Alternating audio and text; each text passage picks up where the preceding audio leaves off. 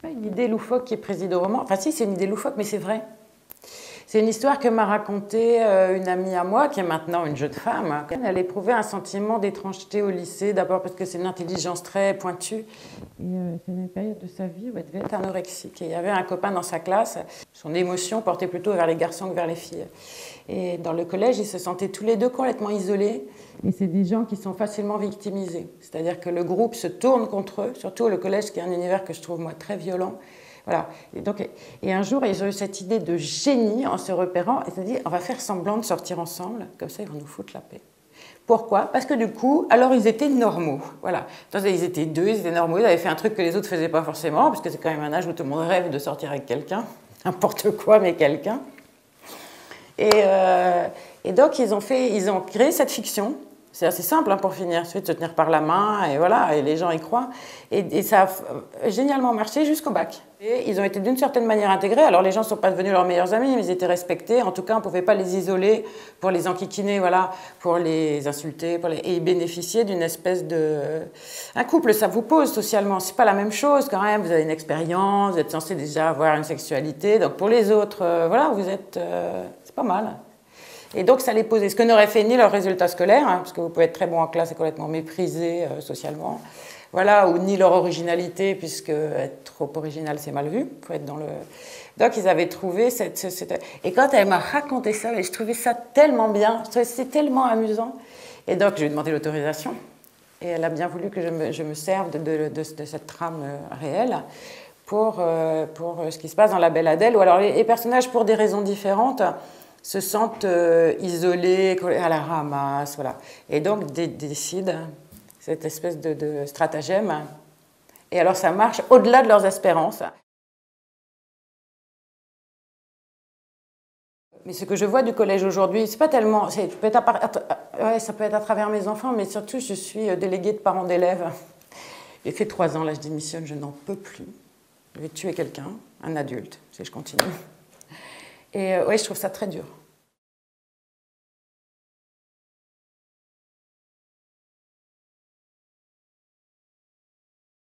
Je pense que ça vient de moi, mais après, ça marche par empathie.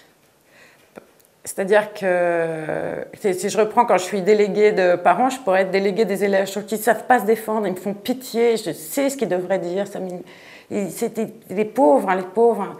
Et je crois que j'ai des émotions qui se...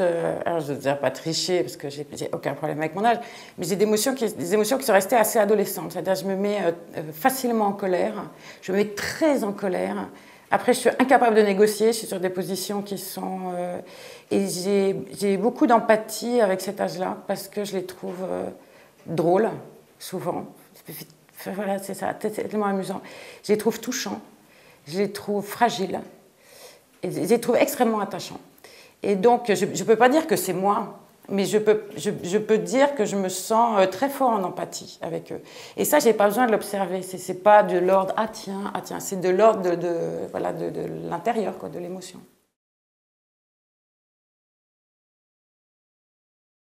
J'en ai aucune idée.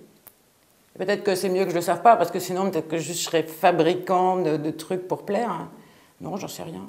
Après, souvent, d'ailleurs, il me semble, par exemple, sur le journal d'Aurore, souvent les gens me disent c'est exactement moi, on parle comme ça, c'est ma vie.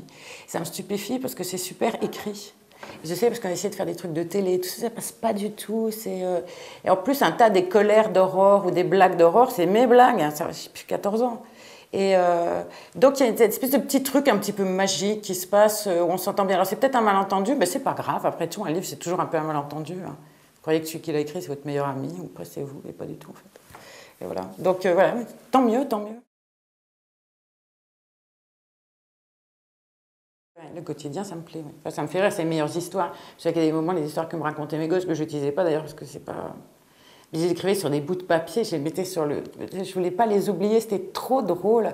Aussi, des fois, quand on rencontre les gosses, je me souviens un débat où j'étais à Reims, parce que je l'ai noté, parce que... il y avait 2 filles en face de moi qui avaient 12-13 ans, avec leurs cheveux comme ça, et leur... Enfin, bon, bref, c'est formidable. Et elles bavardaient entre elles. Et alors, la phrase qu'elle disait, l'une d'elles, c'est... Attends, c'était quoi sa phrase? C'est tout le monde s'est fait plaquer ce matin. Je ne sais pas ce qu'ils étaient passés, s'ils avaient communiqué par SMS, si c'était téléphoné, mais l'idée que tout le monde se fasse plaquer le matin, c'est bon, ça y est, la fiction est là, quoi. C'est pas difficile, tout le monde s'est fait plaquer ce matin.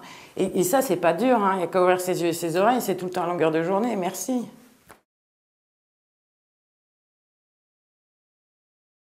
J'ai aucun mal à raconter une histoire marrante à quelqu'un qui a 13-14 ans, parce que je me retrouve sur son terrain et j'ai envie qu'on se fasse plaisir, qu'on se marre, qu'on échange des émotions qui sont des bonnes émotions et tout ça. Avec les adultes, je n'ai pas ce même sentiment. Je peux avoir le sentiment d'être plus menacée, d'être plus violente, de devoir aller chercher des choses plus dures. C'est comme s'il y avait deux prises de terre, une prise totale énergie jeunesse, parce que vous vous dites, voilà, parce qu'à 14 ans, on reconstruit. Jusqu'à un certain âge, on peut reconstruire. Et bien après, la prise adulte, elle est dure, parce que là, quand ça casse, ça casse. Les conseils, je veux bien en donner, mais n'en faites rien, merci. C'est pas on dit lisez. Alors oui, bien sûr, moi par exemple, je suis quelqu'un qui écrit parce qu'il a lu, j'ai adoré ça. Après, il y a plein de gens qui lisent pas et qui écrivent. Et qui écrivent des trucs qui marchent très bien. Alors pourquoi, voilà, c'est pas... On pourrait dire aussi, je sais pas, aller au cinéma, aimer les histoires, écouter vos voisins, parler de votre grand-mère, voilà, tout fait fiction. Après, on pourrait dire, faut travailler, c'est dur. Ouais, mais il y a des gens qui réussissent sans... Il y a des gens qui travaillent beaucoup, qui arrivent à rien, puis il y a des gens qui ne travaillent pas beaucoup, qui arrivent. Voilà, c'est injuste. Donc je peux dire, lisez beaucoup, travaillez. Et il y a une chose que je peux dire, ça c'est une chose qui est absolument vraie, mais elle ne vaut pas pour l'écriture, elle vaut pour tout, c'est n'abandonnez jamais.